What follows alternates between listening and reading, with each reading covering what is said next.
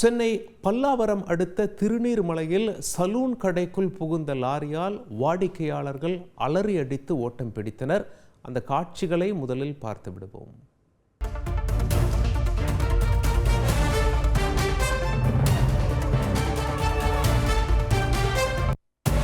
செய்தியாளர் மீரான் இணைகிறார். மீரான், அந்த லாரி கட்டுப்பாட்டை இழந்ததா?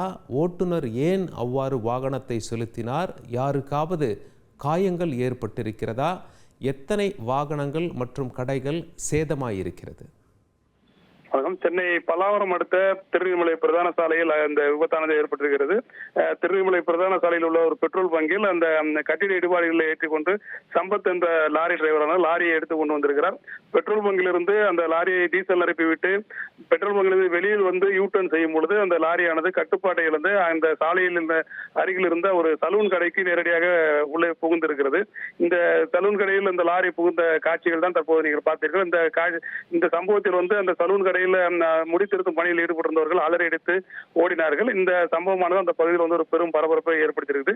இந்த விபத்தை பொறுத்த வரைக்கும் காயங்கள் பெரிதாக யாருக்கும் ஏற்படவில்லை. ஆனால் அந்த சலூன் கடை முகப்பு முழுவதுமாக சேதமடைந்திருக்கிறது. அதே போல அந்த கடைக்கு முன்பாக நிறுத்தப்பட்டிருந்த இருசக்கர வாகனங்களும் சேதமடைந்திருக்கிறது. இந்த விபத்து தொடர்பாக தற்போது போக்குவரத்து புலனாய்வு போலீசார் வந்து வழக்கு பதிவு செய்து விசாரணை நடத்துகிறார்கள். இந்த விபத்து சம்பவமானது திருநெல்வேலி பகுதியில் வந்து ஒரு பெரும் பரபரப்பை ஏற்படுத்தியிருக்கிறது. உங்களுடைய தகவல்களுக்கு நன்றி மீரான். செய்திகளை உடனுக்குடன் தெரிந்து கொள்ள உடனே சப்ஸ்கிரைப் பண்ணுங்க.